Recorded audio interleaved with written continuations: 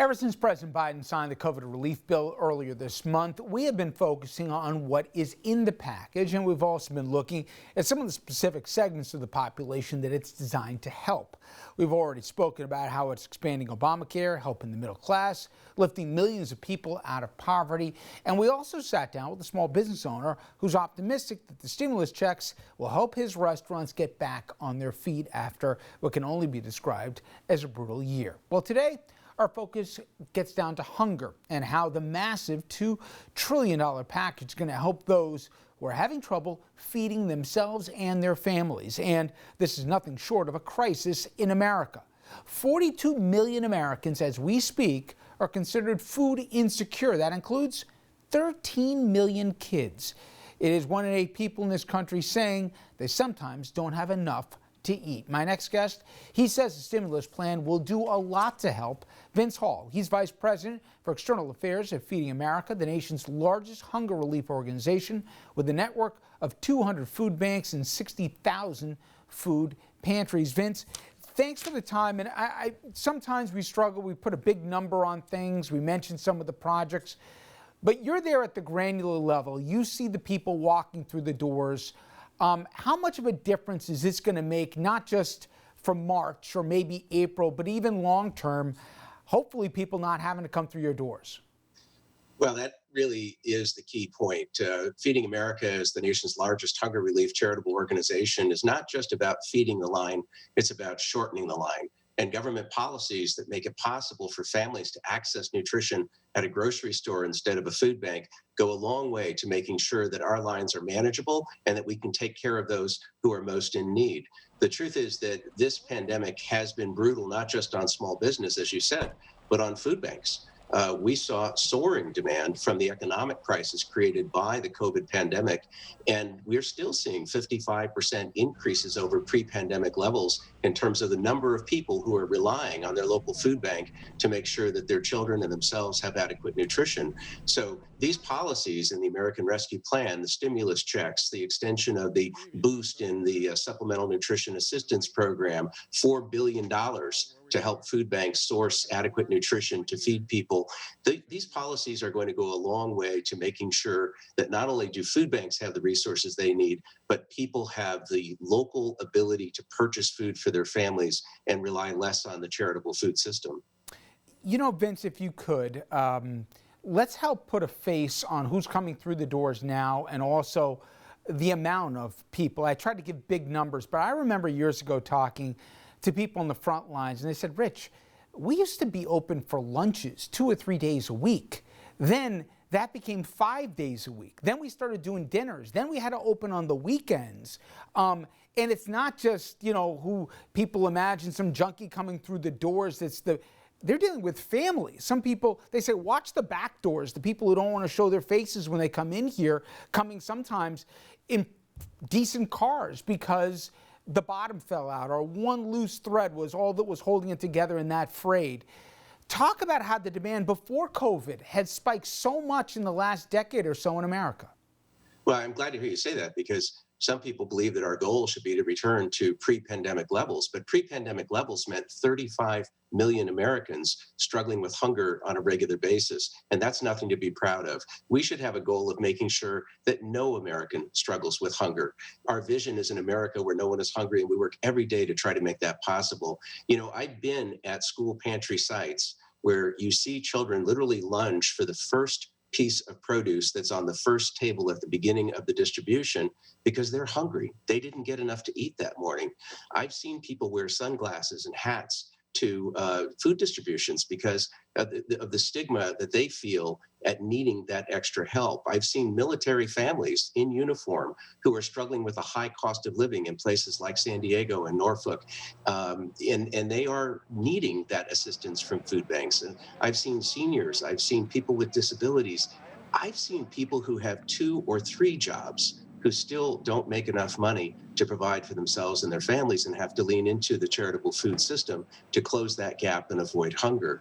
So it's really easy to stereotype or to misrepresent the face of hunger in this country. But I would say to everybody listening to this broadcast, there is somebody in your neighborhood, there is somebody in your faith community, there is somebody in your child's classroom, there is somebody in your extended family who is dealing with hunger right now. We have a projected 42 million people who are going to face hunger this year, and that means each of us has a responsibility to use our voice and to get involved in the fight to end hunger.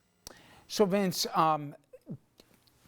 be the policymaker for a second, and when you see the package that was just pushed through, what's the most important elements of it that you think will make a material difference? And as we said, not just for the spring months of 2021, but hopefully they're going to keep people out of poverty. I'm hearing numbers as big as half the children that are living below the poverty line could be taken out. You think that's hyperbole, or you think there's enough substance here to really make a difference? No, I think there's a lot of substance. The enhancements to the child tax credit and the earned income tax credit are foundational. They are going to help lift millions of people out of poverty, and they're going to reward work. People who access the earned income tax credit are going to be able to receive a refund on the amount of credit that exceeds their tax liability. It's going to invest in people who are doing their best to take care of themselves and to apply their gifts and to help sustain themselves. The reality is that pandemic EBT is a program within the American Rescue Plan that helps provide kids' parents with purchasing power for the food that those kids would have been receiving at school if the schools were open. So that's a critical resource for families as well, because a locked school gate is not just keeping people out of the educational environment, it's keeping many of our nation's youth out of the nutritional environment. So the extension of pandemic EBT to September 30 is really a very, very welcome relief. The SNAP benefits, which used to be called food stamps, that was increased by 15%. This bill extends that increase to September 30th, and that's another the stimulus checks, just providing people, as you said, with another $1,400 of disposable spending money that they can apply toward food, rent, other healthcare expenses, and other costs. It's all part of the same budget. And as we look at people across this country who are hungry, the first thing we observe is that no one is just hungry. Everybody is struggling with a number of monthly budget issues that challenge their family's ability to stay healthy, to stay housed, and to stay fed. So we're working with those families. This bill is an important step forward, but we have more work to do. The extension of the SNAP benefits is only through September 30th, but we know that the economic crisis is going to outlive the healthcare crisis. We know that it is going to take years for our economy to even return to pre-pandemic levels of employment. And so we have to be prepared as policymakers, as well as ordinary citizens, to confront the economic crisis that is going to have a much longer tail than the vaccines and the wrap-up of COVID might bring us under the rosiest of scenarios. And finally, Vince, whenever we do any conversation, people go into their red and blue and right and left camps. I don't know how you have a debate when you're talking about 13 million hungry children in the wealthiest nation in the world. But even taking the morality out of it, which should end the debate, this is smart all the way around. If you're struggling between paying the electric bill or having food on the table, or you have a hungry kid who can't study in school, or whatever the case may be, there's no upside to having hungry Americans. Net, this is good for this country. Absolutely. I mean, it is an investment in our most precious and important resource, which is the American people. I heard Secretary of the Department of Agriculture, Tom Vilsack, talking about meeting with military leaders who are very concerned that over 70% of the kids in this country wouldn't meet the physical standards necessary for military service. I've heard farmers from red states, blue states, and everything in between, struggling to get crops to market or to food banks at a time when people are going hungry. You cannot expect a child to learn in a classroom or in a Zoom session. You cannot expect seniors to maintain their health. You can't expect people to recover from injury or trauma. You can't expect people to get up in the morning and apply themselves toward work successfully or productively, or even just to apply themselves toward a job search until they've been fed. You know, it's been said that a fed person can have many problems, but a hungry person has one problem. And that should be a focus of all of our concern. Well, keep up the good work, Vince. I appreciate you giving us a few minutes today. Thank you. Thank you, sir.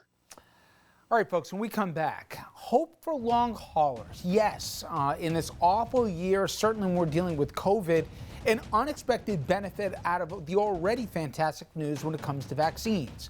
Hundreds of thousands of people in this country are battling long-term symptoms even after they've shaken the virus. But now, hope on the horizon. After the break, a long hauler who's finally feeling better after she got vaccinated. She'll tell us her story.